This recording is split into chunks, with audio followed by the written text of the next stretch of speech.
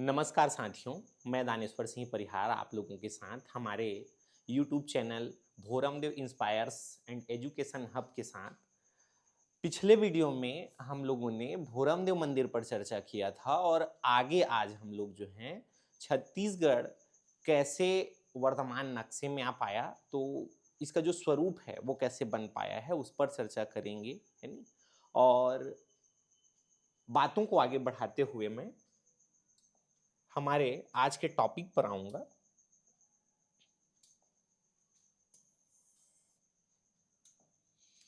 हम आज देखेंगे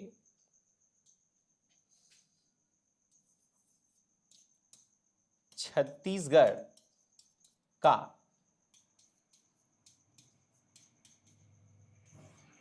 वर्तमान स्वरूप कैसे बना। ठीक है, तो देखो भाई,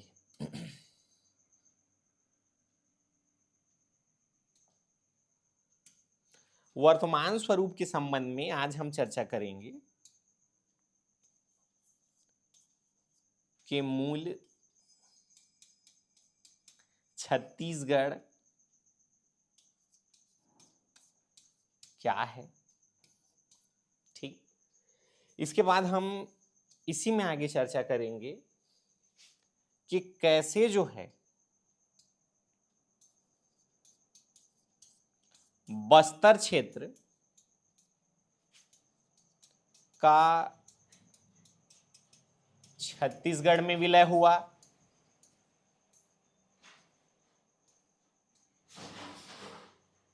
कैसे सरगुजा क्षेत्र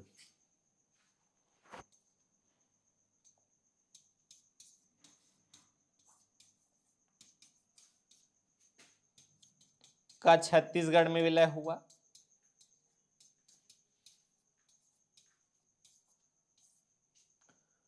और फिर हम लोग देखेंगे उसी में कि भाई पूरा जो छत्तीसगढ़ का नक्शा है वो कैसे बन पाया है। इस कड़ी में हमें मूलतः कुछ कलचुरी राजवंश पर चर्चा करना पड़ेगा। उसके बाद फिर हम मराठा साम्राज्य पर चर्चा करेंगे। इस मराठा राजवंश के कारण भी छत्तीसगढ़ का जो स्वरूप है, जो नक्शा है, उसमें काफी जो है परिवर्तन हमें देखने को मिलेगा। और फिर जो है ब्रिटिश शासन के समय छत्तीसगढ़ का नक्शा कैसे बना, क्या परिवर्तन हुआ, उसमें जो मूल स्वरूप है वो कैसे आया, उन सब पर चर्चा करेंगे भाई, है नहीं। तो चलिए चर्चा को आगे बढ़ाते हुए हम लोग अब देखते हैं। सबसे पहली बात तो दोस्तों हमें ये जानना चाहिए कि जो पृथ्वी है नहीं, पृथ्वी जब बनी तो इसमें दो भाग थे।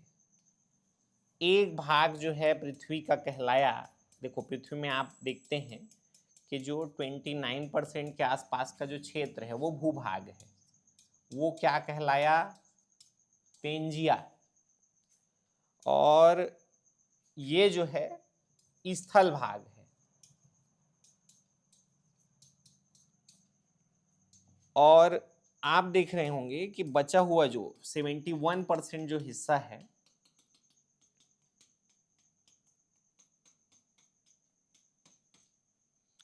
ये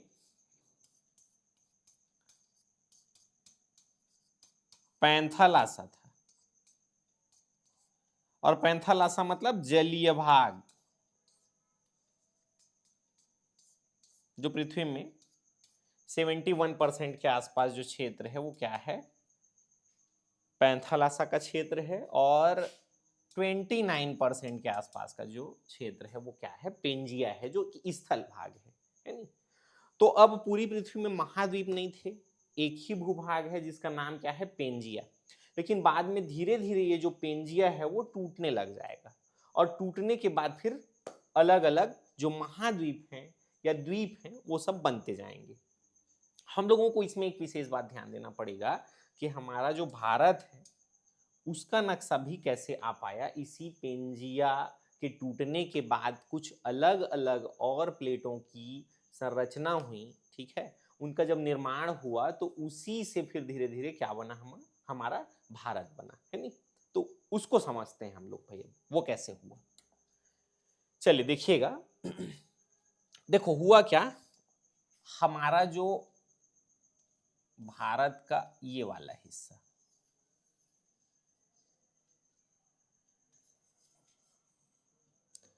तो इधर का जो हिस्सा है भारत का वो असल में क्या था, ये पूरा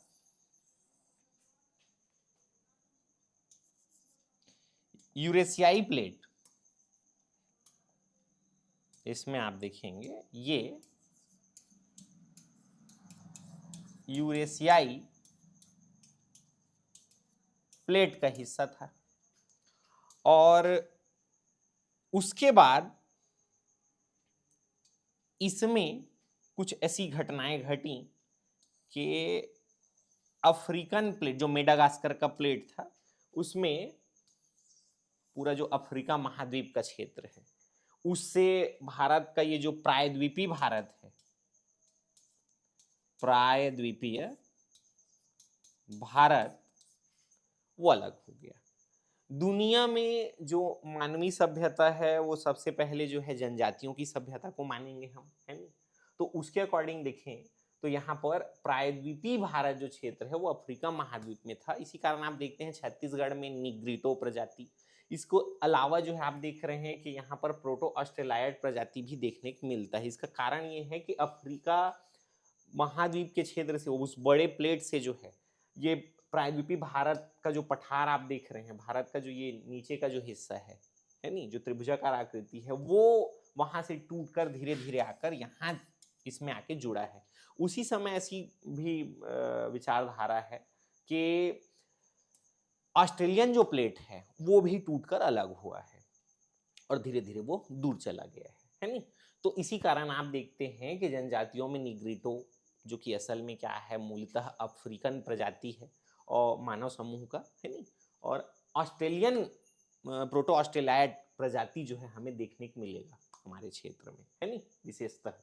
तो यहाँ पर ध्यान दीजिएगा कि भाई इस प्लेट के यहाँ पर आने से, अब इसको क्या, इस प्लेट को क्या कहेंगे हम, इसको कह देते हैं गोंडवाना प्लेट, गोंडवाना प्लेट, और ये आके यहाँ पर जुड़ गया, ठीक है। उससे मूलतः हमारा जो है भारत बना।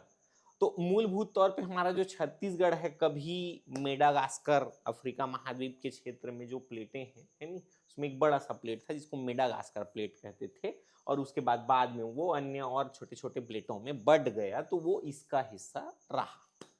इसके बाद फिर आगे बढ़ते हैं और इसके बाद हम लोग समझते हैं, है नहीं, प्लेट की संरचना को मैं आपकी बेसिक जानकारी के लिए बताया कि कभी वो उसका हिस्सा रहा होगा।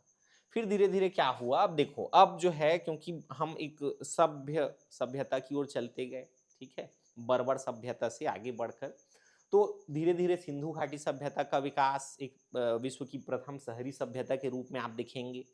तो जब इसका विकास हो गया, फिर धीरे धीरे धीरे आगे चलकर भारत की भूमि में एक महत्वपूर्ण राजवंश का उदय हुआ, ठीक है। वैसे अगर देखें तो जो छत्तीसगढ़ है यह मूलतः जनजातियों की भूमि रही, और उसके बाद फिर जब राजवंशों का उदय हुआ, 16 महाजनपद आए, तो 16 महाजनपदों में हमें यह देखने को मिलता है,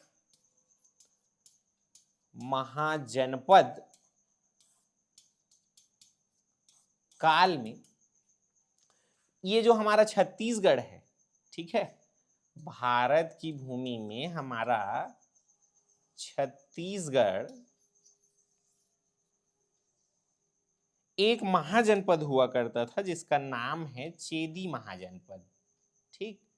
और उसी चेदी महाजनपद का हिस्सा हमारा छत्तीसगढ़ रहा। कौन से महाजनपद का? तो चेदी महाजनपद का हिस्सा रहा हमारा छत्तीसगढ़। और उसी चेदी महाजनपद के कारण हमारे छत्तीसगढ़ को चेदीसगढ़ और चेदीसगढ़ से आगे छत्तीसगढ़ कहते हैं, ऐसा इतिहासकारों का मत है, अलग अलग है नहीं, आएंगे उस पर। अब चेदी महाजनपद की उस समय जो राजधानी है वो क्या हुआ करती थी भाई? तो इसकी राजधानी हुआ करती थी सुक्ति मती, जो कि वर्तमान का क्या है? सिहावा है। ध्यान दीजिएगा, चेदी महाजनपद की राजधानी हुआ करती थी सिहावा, ठीक, जिसको उस समय सुक्ति मती जो है कहा जाता था। और ये असल में वर्तमान के धमतरी जिले में मौजूद है। तो चेदी महाजनपद के समय कहीं ना कहीं छत्तीसगढ़ उसका अंग, राजधानी यहाँ पे हमें मिल रहा है 16 महाजनपद के दौर में। और इसके बाद फिर हम वापस आते हैं कि भाई धीरे धीरे और अनेक राजवंश जब बनते गए तो उसमें क्या हुआ, छत्तीसगढ़ फिर कैसे अपना अस्तित्व प्राप्त कर पाया है, उसको समझेंगे। तो होता क्या है, 16 महाजनपदों के दौर के बाद जब धीरे धीरे भारत में अनेक राजवंशों ने शासन किया, जिसमें यहाँ पर एक शक्तिशाली महाजनपद मगध महाजनपद था। मगध महाजनपद से मौर्य वंश, और मौर्य वंश के भी अनेक जो है साक्ष्य हमारे छत्तीसगढ़ में मिल रहे हैं। बड़ा राजवंश में गुप्त वंश का जानकारी मिल रहा है, सातवाहन वंश का अच्छा खासा जानकारी मिल रहा है। तो ऐसे अनेक राजाओं के वंशों में छत्तीसगढ़ से तो अवशेष मिल रहे हैं, लेकिन बात यह है कि इसको मूलतः छत्तीसगढ़ बनाने का काम कौन से राजवंश ने किया, प्रश्न हमारा ये है। तो इसी कारण इस कड़ी में एक प्रश्न को ले चले हम कि मूल छत्तीसगढ़ क्या था? तो मूल छत्तीसगढ़ जो है अगर हम लोग देखें तो होता क्या है साथियों,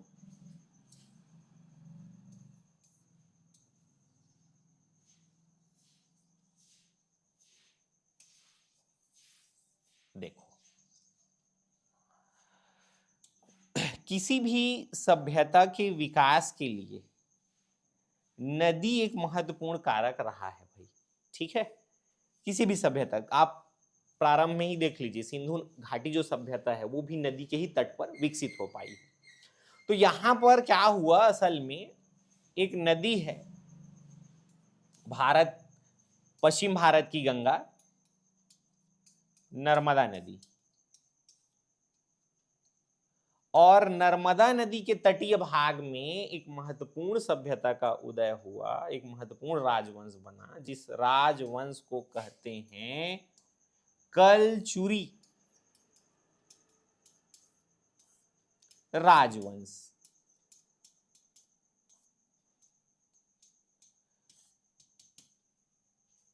कलचुरी राजवंश का जो उद्भव है वो हो जाता है नर्मदा नदी के तटीय भाग में, ठीक है।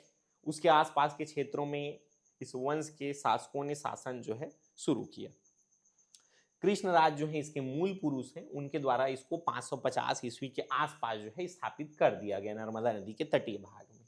धीरे धीरे ये राजवंश फलते फूलते गया और महिष्मान नामक एक शासक रहे जिन्होंने महिष्मती को अपनी राजधानी बनाई, जो कि वर्तमान मध्य प्रदेश के महेश्वर को जो है माना जाता है कि वो कभी जो है महिष्मती रहा हो। इसी दौरान भी धीरे धीरे जो है आगे चलकर ये राजवंश एक नर्मदा नदी के तटीय भाग में हमारा जबलपुर क्षेत्र है, जबलपुर में एक जगह है त्रिपुरी, ठीक है। जगह कौन सा है? त्रिपुरी। तो त्रिपुरी से इस राजवंश यहां पर अब स्थायी होने लगेगा मध्य प्रदेश के क्षेत्र में, यहां पर हमारे, क्योंकि इसको हमें समझना है अब हमारे छत्तीसगढ़ से। तो त्रिपुरी जो जबलपुर है वो लगा हुआ है छत्तीसगढ़ से, ज्यादा डिस्टेंस तो है नहीं, है नहीं। अब यहां पर त्रिपुरी के जो कलचुरी हैं वो धीरे धीरे क्या करते हैं, आक्रमण करना शुरू कर देंगे, है नी, किस क्षेत्र में, ओडिशा के अंचल में। अब देखो यहां पर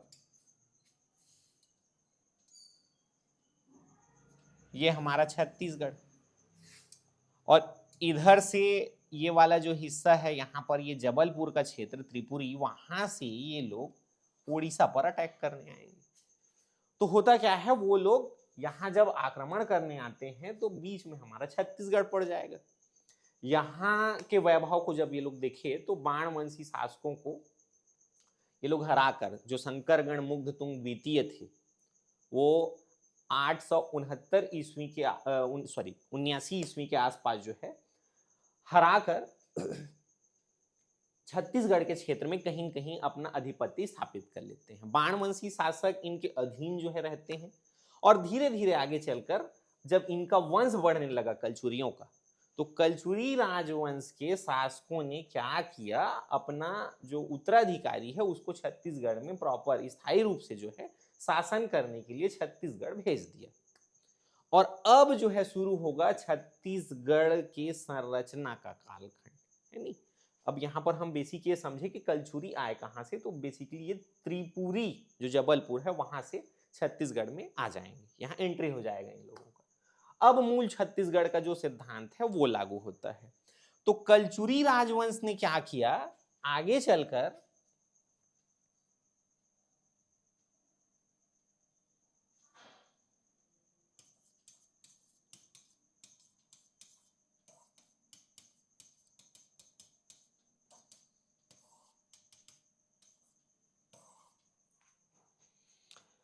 इन्होंने मूल छत्तीसगढ़ का सिद्धांत दिया। असल में क्या है,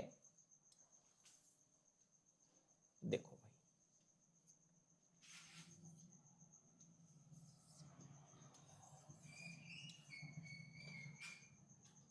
छत्तीसगढ़ के रतनपुर में, है नी, प्रारंभ में तो माड़ कोरबा गए, लेकिन बाद में धीरे धीरे रतनपुर राजधानी स्थानांतरित हो गई।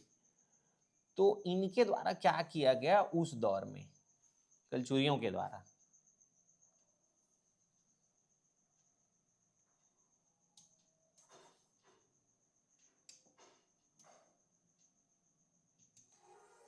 इस क्षेत्र में अपना साम्राज्य जो है, लगभग ये एमपी का कुछ और भाग, करकट्टी कंडरी, है नी, एक जो और गढ़ देखते हैं आप, तो इस क्षेत्र में ये लोग ऐसे शासन करना शुरू कर देंगे। तो मूल छत्तीसगढ़ तो यही क्षेत्र रहा, मूल छत्तीसगढ़, है नी। अब इसके सिद्धांत को समझते हैं। कलचुरी राजवंश में क्या किया गया, जो गढ़ व्यवस्था है उसको लाया गया। गढ़ अर्थात किला या दुर्ग, ये क्या है, तो भाई गढ़ किला या दुर्ग जो है, असल में जैसे अभी जिलों को चलाने के लिए कलेक्टर होते हैं, राज्य को चलाने के लिए जो है मुख्यमंत्री हैं, प्रशासन को, है नी। तो उसी प्रकार गढ़ व्यवस्था ला दिया गया और अलग अलग गढ़ों में विभाजन कर दिया गया। तो यहां पर बने कितने गढ़, छत्तीसगढ़। तो मूलतः जो सिद्धांत है कलचुरी राजवंश के शासकों ने दिया है, गढ़ व्यवस्था, किला व्यवस्था या दुर्ग व्यवस्था, जहां पर प्रशासन को अच्छे ढंग से चलाया जा सकता था। अब क्या होता है, अब इसको विभाजित करना है भाई, इतना बड़ा गढ़ है, जैसे अभी संभागी व्यवस्था देखते हैं आप, है नी, तो उसमें अलग अलग जिलों को शामिल कर दिया जाता है। वैसी एक नदी है छत्तीसगढ़ में, जिस नदी का नाम है शिवनाथ नदी, और शिवनाथ नदी के उत्तर भाग में रतनपुर के 18 गढ़ या उत्तर के 18 गढ़, इसका केंद्र बिंदु रतनपुर, और दक्षिण भाग में रायपुर, तो ये दक्षिण के 18 गढ़ या रायपुर के 18 गढ़,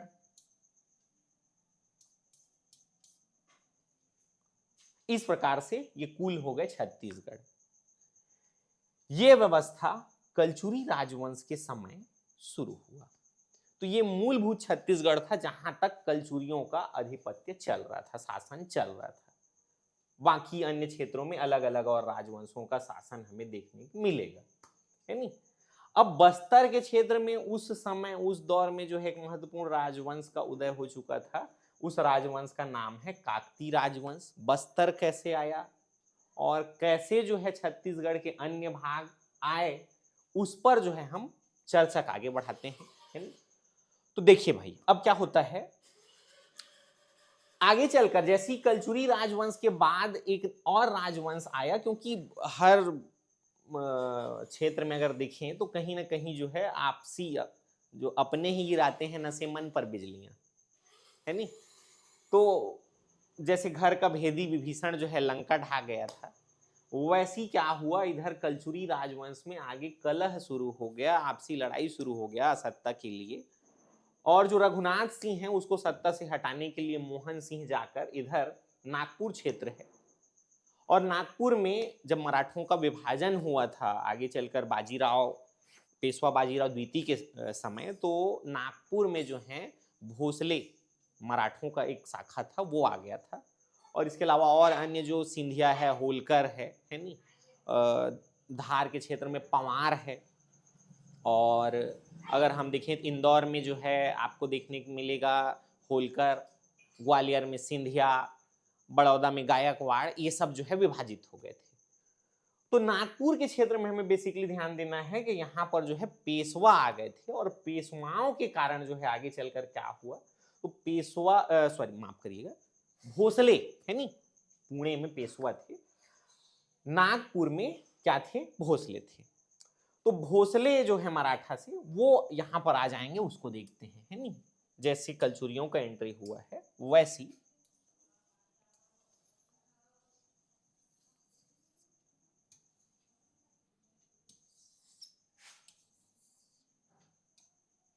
छत्तीसगढ़ की भूमि में, ये देखिएगा,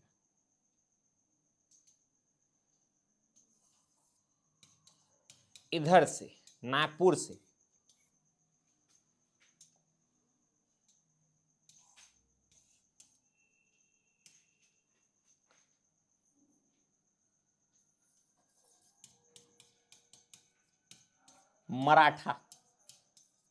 मराठाओं की शाखा थी भोसले। तो इनके द्वारा यहां पर क्या किया गया, जो रतनपुर में मोहन सिंह है नहीं, वो इधर जल रहा है जलन कुकड़ा टाइप, किससे, रघुनाथ सिंह से, क्योंकि वो राजा बन गया है। तो यहां से ये इनको आमंत्रित करता है कि भाई आप लोग जब उड़ीसा अभियान के लिए जा रहे हो, उड़ीसा में अटैक कर रहे हैं, तो यहां पर आप छत्तीसगढ़ वाले भाग में भी आक्रमण कर दो। इसी कारण इन लोगों ने छत्तीसगढ़ के क्षेत्र में अटैक कर दिया, और जब अटैक किया तो छत्तीसगढ़ के क्षेत्र में लोग कब्जा कर लेंगे। अब यहां पर देखो, कब्जा वैसे तो कर लिए 1741 में, लेकिन पूर्णतः जो है ये लोग शासन नहीं कर रहे हैं, अधीन कर लिए कलचुरी शासकों को, और फिर उनको, है नहीं, अधिया देकर कहा जाए, वापस आ गए हैं, अपना शासन जो है नागपुर से चला रहे हैं। लेकिन बीच में फिर वही भाई बंटवारा होते जाएगा, जमीन जायदाद का जैसे बंटवारा होते जाता है, तो वैसी जो है इनका भी बंटवारा हुआ। तो ये लोग बाद में 1758 में बिंबाजी भोसले यहां पर शासन करने आ जाएंगे, और जब शासन करने आएंगे बिंबाजी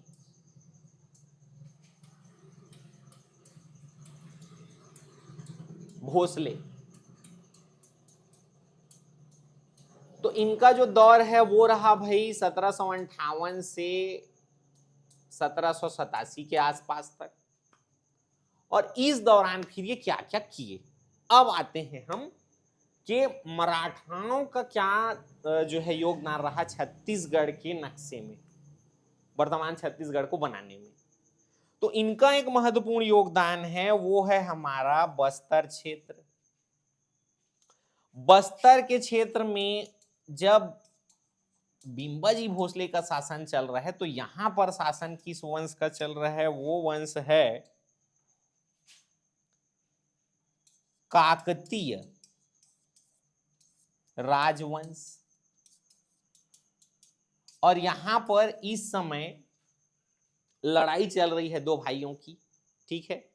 वो दो भाई कौन कौन है, जैसे बाहुबली और भल्लाल देव लड़ रहे हैं सत्ता के लिए, वैसी यहां पर जो है कहीं कहीं लड़ाई हो जाता है अजमेर सिंह और दरियादेव के बीच। तो यहां पर षड्यंत्र जीत जाता है, अजमेर सिंह मारे जाते हैं द्वितीय हलबा विद्रोह में 1777 में। इधर शासन चल रहा है बिंबाजी भोसले का। तो दरियादेव क्या करते हैं, बस्तर क्षेत्र के जो शासक थे काकतीय राजवंश से संबंधित, वो मराठों से सैन्य सहायता लिए अपने सौतेले भाई अजमेर सिंह को हराने के लिए। तो कोई फ्री में तो मदद करेगा नहीं, उस मदद के बदले वो कुछ ना कुछ मांगेगा, और यही हुआ आगे चलकर, ठीक है। तो बस्तर के क्षेत्र में इस समय जो दरियादेव हैं वो बस्तर के राजा बन गए। अब आप जब राजा बन गए भाई, तो अब जो है आपको कुछ ना कुछ करना पड़ेगा, है नहीं? क्या करना पड़ेगा? तो बिंबाजी भोसले ने अपना प्रतिनिधि त्रयंबक अमीर राव को यहां पर भेजा।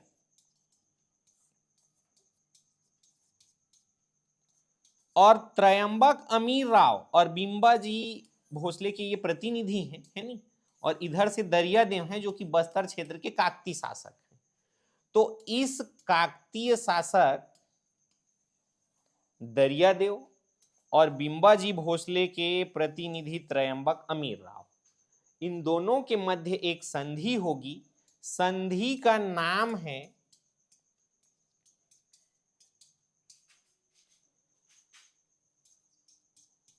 कोटपाल की संधि। और कोटपाल की संधि में, ठीक है, कोटपाल की संधि में आप देखेंगे कि ये जो बिंबा जी भोसले हैं, इनकी अधीनता को दरियादेव स्वीकार कर लेंगे भाई। 6 अप्रैल 1778 को ये संधि हुई है, ये महत्वपूर्ण संधि। और इसी के साथ साथ अब जो बस्तर क्षेत्र है उसका विलय हो जाएगा किसमें? तो बस्तर क्षेत्र का विलय अब हो जाएगा भाई आपका छत्तीसगढ़ में, है नहीं? हमारे छत्तीसगढ़ का अंग बस्तर क्षेत्र कौन सी संधि के अंतर्गत बना है? कोटपाल की संधि के अंतर्गत बना है। तो अब जो दक्षिण का हिस्सा है छत्तीसगढ़ का नक्शा, वो यहाँ पर कंप्लीट हो जाता है हमारा। और मध्यवर्ती क्षेत्र को लाने का काम कलचुरियों ने कर दिया है। और कुछ जो भाग बचे हुए हैं, बचा खुचा, उसको बिंबाजी भोसले बनाकर चले जाएंगे। और इन्हीं का वो महत्वपूर्ण योगदान रहा कि उत्तर छत्तीसगढ़ बाद में अंग्रेजों के शासनकाल के समय आ पाया है। वो महत्वपूर्ण योगदान बिंबाजी भोसले का क्या है, उसको समझते हैं दोस्तों। देखो भाई, यहां पर बिंबाजी भोसले ने वो महत्वपूर्ण काम क्या किया है, तो वो महत्वपूर्ण काम ये है कि यहां पर जो रायगढ़ क्षेत्र है, सारंगढ़ है, उसको अपने कब्जे में ले लिया। तो ये वाला जो बचा खुचा क्षेत्र है उस पर तो कब्जा किया ही, और इसके अलावा ओडिशा के भूभाग में इनके द्वारा रायखोल, बाबरा, सोनपुर, पाटन और पलांगीर जैसे क्षेत्रों को अपने कब्जे में लिया गया। इनको जीत लिए। इसको लगभग 1781 के आसपास के समय में बिंबाजी भोसले अपने अधिकार क्षेत्र में ले लेंगे। हालांकि सरगुजा के भी कुछ अंचलों को इन्होंने अपने अधिकार क्षेत्र में लिया, लेकिन ये लंबे समय तक काबिज आगे नहीं रह पाया। आगे आने वाले जो शासक रहेंगे वो उसको काबिज नहीं रख पाएंगे। तो खैर, उत्तर छत्तीसगढ़ पर इनका उतना वर्चस्व स्थापित नहीं हो पाया, लेकिन दक्षिण छत्तीसगढ़ को कंट्रोल कर लिए। रायगढ़, सारंगढ़ क्षेत्र, रायखोल, बाबरा, सोनपुर, पाटन, पलांगीर जैसे ओडिशा के भूभागों के क्षेत्रों, ये सभी कहां हैं? वर्तमान ओडिशा में। तो इस भूभाग पर बिंबाजी भोसले ने अपना परचम लहरा दिया। अब क्योंकि ये क्षेत्र जब आ गए हैं और इन्हीं के जाने के कारण उत्तर छत्तीसगढ़ वर्तमान छत्तीसगढ़ का नक्शा में आ पाएगा, है नहीं? वो कैसे हुआ उस पे हम लोग डिस्कस करते हैं दोस्तों। चलिए तो अब जो है धीरे धीरे मराठों के हाथों से सत्ता जो है क्या होता है आगे चलकर 1853 के आसपास मराठा राजवंश में जो नागपुर क्षेत्र में जो भोसले थे रघुजी तृतीय उनकी मृत्यु हो जाती है। और उस समय अंग्रेजों में एक जो है गवर्नर हैं, गवर्नर जनरल का नाम है डलहौजी, और डलहौजी के द्वारा हड़प नीति लाई गई है। और हड़प नीति में क्या किया गया है, गोद प्रथा निषेध के अंतर्गत जो है धीरे से जो नागपुर प्रेसिडेंसी का क्षेत्र था, क्योंकि नागपुर प्रेसिडेंसी का हिस्सा छत्तीसगढ़ रहा, मराठा मूलभूत वहां से थे, तो क्योंकि नागपुर प्रेसिडेंसी का विलय अंग्रेजों के द्वारा ब्रिटिश साम्राज्य में कर लिया गया है, तो इसी कारण आगे चलकर 1854 से अब हमारा छत्तीसगढ़ ब्रिटिश साम्राज्य का हिस्सा बन जाएगा, जो कि आजादी तक रहा 1947 तक। तो उस कहानी को आगे देखते हैं, अंग्रेजों ने क्या किया, क्या योगदान दिया, उसके संदर्भ में चर्चा करते हैं। ठीक है, देखो भाई, ब्रिटिश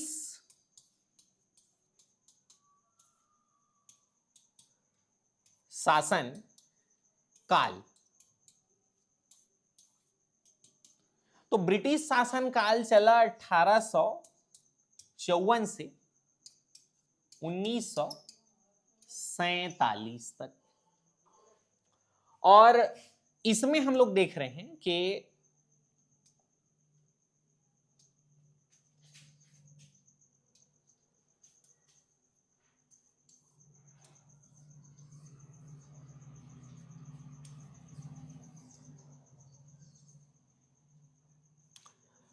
क्या किया गया,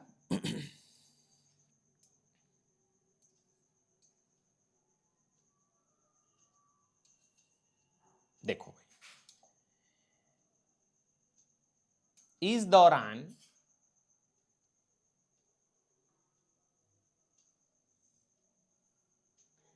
मान के चलिए ये जो हिस्सा है नागपुर प्रेसिडेंसी के रूप में था, जिसको अंग्रेजों ने आगे चलकर नाम में परिवर्तन किए लोग 1861 में, 2 नवंबर 1861 को क्या कर दिए, इसका नाम कर दिए मध्य प्रांत। अब छत्तीसगढ़ का उत्तरी हिस्सा जो आप देख रहे होंगे, है नी, वो इसका अंग नहीं है, नागपुर प्रेसिडेंसी में शामिल नहीं था, सरगुजा संभाग वर्तमान का। और बाद में इसका नाम, नागपुर प्रेसिडेंसी का नाम मध्य प्रांत कर दिया गया है। तो छत्तीसगढ़ अब उसका हिस्सा रह गया है, मध्य प्रांत का, बस नाम परिवर्तन हुआ है। और राजधानी इसकी रहेगी नागपुर। उसके बाद क्या होता है, धीरे से फिर आगे अंग्रेजों के समक्ष एक जो मूलभूत समस्या है वो ये है कि इधर आप देख रहे होंगे, है नी, ये वाला क्षेत्र देखिएगा,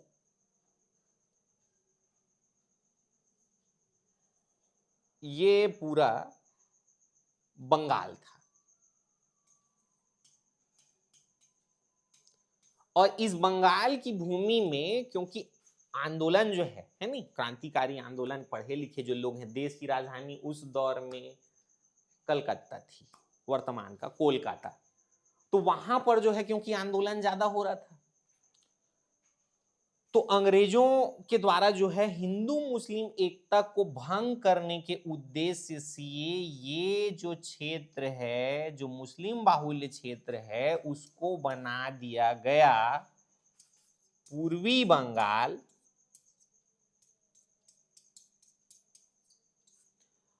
और जो हिंदू बाहुल्य क्षेत्र है उसको बना दिया गया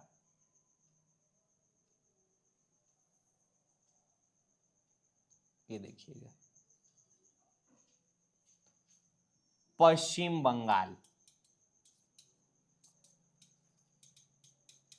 मतलब वर्तमान के कुछ असम के हिस्सों को लेकर बिहार के हिस्से, वर्तमान बिहार, झारखंड, ओडिशा और पश्चिम बंगाल, इन सब हिस्सों को लेकर बंगाल का विभाजन कर दिया गया अंग्रेजों के द्वारा। और बाद में धीरे धीरे बिहार 1911 में, ओडिशा 1936 में अलग होगा। ठीक है, वो समझेंगे। अब क्या होता है, पश्चिम बंगाल जब आ रहा है तो पश्चिम बंगाल के क्षेत्र में जो ओडिया बोलने वाले जो लोग हैं उनको शामिल किया जा रहा है, वो स्थल को शामिल किया जा रहा है। तो अभी हम अब समझेंगे 1905 के बंगाल विभाजन को, है ना। यहां पर अंग्रेजों ने क्या किया, 1905 में बंगाल का विभाजन किया है। और ये जो जितनी कहानी मैंने बताया ये बंगाल विभाजन है भाई। तो यहां पर पश्चिम बंगाल बन गया और पूर्वी बंगाल बन गया। मुस्लिम बाहुल्य क्षेत्र पूर्वी बंगाल और हिंदू बाहुल्य क्षेत्र पश्चिम बंगाल। इसी कारण इसको पश्चिम बंगाल अभी भी कहते हैं, हालांकि भारत के पूर्व हिस्से में, लेकिन फिर भी क्या कह रहे हैं, पश्चिम बंगाल कह रहे हैं। और बाद में बांग्लादेश अलग हो गया, पश्चिमी पाकिस्तान और पूर्वी पाकिस्तान के रूप में फिर ये बांग्लादेश बना, स्वतंत्र बांग्लादेश 1971 में, है नहीं। तो यहां पर पश्चिम बंगाल के हिस्से में ओडिशा वाला जो रायखोल, बाबरा, सोनपुर, पाटन, पलांगीर जो कि ओडिया भाषी है वो चला जाता है। और मध्य प्रांत के हिस्से में जो हिंदी भाषी क्षेत्र है, चांग बखार, कोरिया, सरगुजा, जसपुर, उदयपुर, वो रियासत इसमें शामिल हो जाएंगे मध्य प्रांत में। और तब जाके वर्तमान छत्तीसगढ़ का नक्शा जो है बन पाएगा। आते हैं उस पर। तो ये कहानी आप लोग समझ पाए होंगे कि मध्य प्रांत का ही हिस्सा ये छत्तीसगढ़ का सरगुजा जो संभाग है उसको अगर छोड़ दें उस समय सब आ गया है। लेकिन 1905 में अंग्रेजों के द्वारा जो बंगाल विभाजन किया गया, अभी तक जो मैंने कहानी आपको बताई, तो बंगाल विभाजन एक प्रमुख कारण रहा, है नहीं। हालांकि ये देश के लिए बहुत दुखद घटना है, लेकिन छत्तीसगढ़ के दृष्टिकोण से देखें तो छत्तीसगढ़ का वर्तमान जो नक्शा है इस बंगाल विभाजन के कारण ही संभव हो पाया है। वो कैसे, देखते हैं।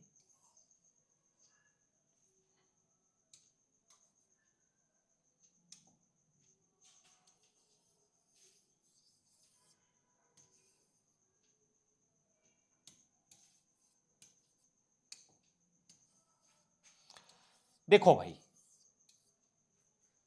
होता क्या है, ये जो उत्तर भाग है छत्तीसगढ़ का सरगुजा संभाग, यहां पर देसी रियासत चांग बखार, कोरिया, सरगुजा, उदयपुर जो वर्तमान का धर्मजय गढ़ और जसपुर, ठीक है, जसपुर,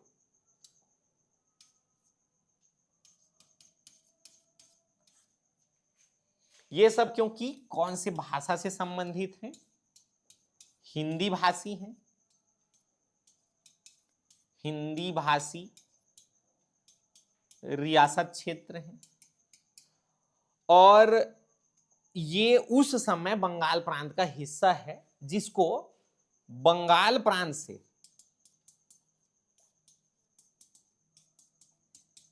मध्य प्रांत में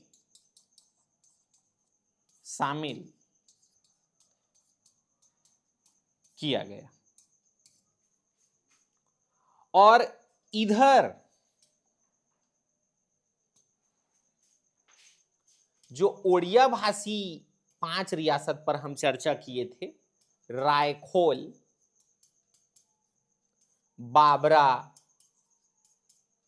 सोनपुर, पाटन और पलांगीर।